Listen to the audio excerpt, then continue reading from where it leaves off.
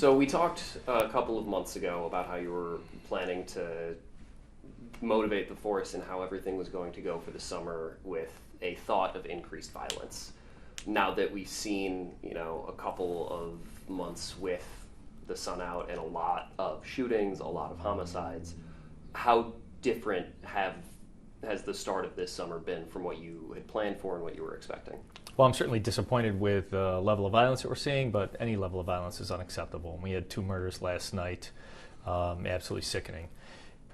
I am feeling very optimistic because the officers, even since April 4th, which was the date that Patrick Lioya was killed, have continued to be motivated and proactive, and they're willing to go out and do their best to serve the community.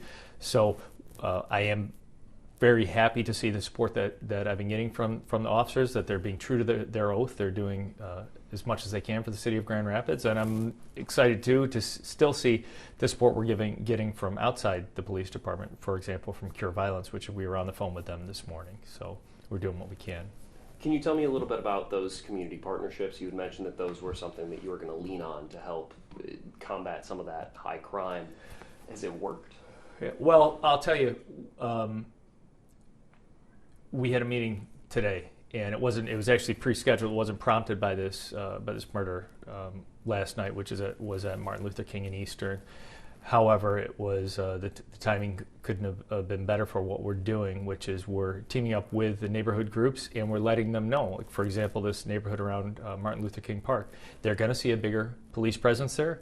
They're going to see a bigger police presence there tonight. And we want to make sure that we explain that and say, hey, we see this spike in violence. You're going to see more police officers. And we want to make sure that the neighborhood understands that we're not targeting the neighborhood. We're not targeting individuals. We're there to protect them, to decrease violence, and to provide them a level of safety. So meeting with these neighborhood groups, which we're starting to do, and letting them know this is what we're doing. This is one of the neighborhoods that is definitely going to see an increase of police activity, but we're there for you, and letting them know. And that way we're doing what we can. It's not an us against them, it's an us with them. We're there for the neighborhood. And I've already seen positive feedback today. I've been talking to people in the neighborhood around Martin Luther King Park who are asking, there's a basketball tournament later this afternoon. Hey, are we going to see police officers there? And yeah, you are going to see more police officers there. What are some of the other solutions you guys are taking? Because there have been a number of shootings in a number of neighborhoods. Is it simply increased presence? Are there other programs? Is it summer camps or things like that? What are some of those solutions? Sure, and I made the point before, the police aren't the only solution. One of the things I mentioned recently at the Public Safety Committee is that there's research which shows that the certainty of getting caught is a better deterrence than a high punishment for something, for a gun crime or whatever.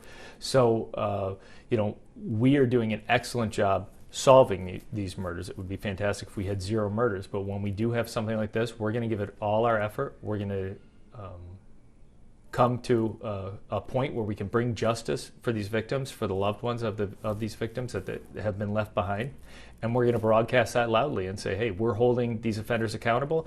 If you commit a murder in Grand Rapids, you're going to prison. And so messaging that out. As far as what else we can do, I mentioned Cure Violence, that we've been partnering for them for some time now.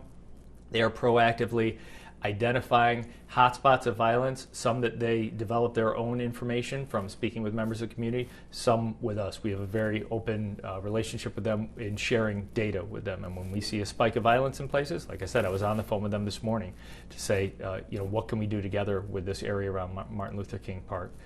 Hope that answers the question. Yeah, I'm glad to hear that from your perspective that the morale is still holding strong. One thing you had mentioned when we last talked was retention, that you had at least 25 officers that were 90 days from retirement, or at least eligibility. Yeah. What's that look like now? An interesting thing that I've noticed in policing, I've mentioned before, policing it has a very family feel to it. So we see ourselves as a family. And it's a tough time for this family now. And what I've heard from a lot of the senior officers is that they're not ready to go because they want to be here to help get the department through this tough time, as officers are really struggling. So we've been fortunate. We haven't lost through attrition a large group of officers. That there is like I said, I think 25 that are eligible to go almost immediately, and another 15 that are very close to being there. So there's the chance that that they could go. I'm very thankful that as of now, they really want to see the city get through this time in a positive way. I'm very thankful for that. I want to make sure that I have that correct, because I think that is probably a number we'll use. You have 40 officers either at retirement eligibility or very near it. Absolutely. Have you seen any walk away? We have seen a couple applicants shy away from the process as immediately following the charging decision by the prosecutor. We had a couple people that just called up and said, you know what, I don't think this job is for me, so take me out of the process. But fortunately, we haven't seen a current Grand Rapids police officer that has left the department since then. Applicant meaning somebody who would be joining the force, not Exactly someone who right. is about to retire. Right, exactly, exactly. Yeah. So none of those people who were... That's your last question. Got it. Because we gotta go. Yeah, so Okay. on the retention and on the recruitment, what else is being done to make sure morale stays up? Because that charging decision obviously is going to be having ripples.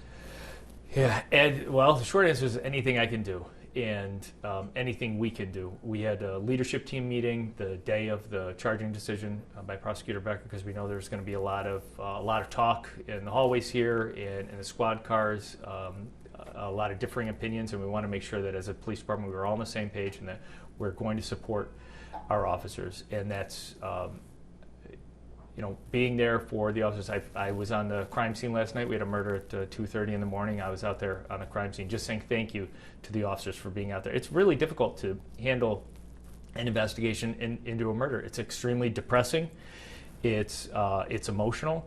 And so letting the officers know that the leadership is there to support them as well during this tough time, letting them know that we have an in-house clinician that's there for officer wellness to make sure that there is counseling available. We have a very strong and effective peer support team here that's a trained group of police officers that work here who are there to support each other. So morale in policing, it's one of those tricky things. There's no magic answer for how to keep morale up. So the answer for me is do anything we can, and we're trying.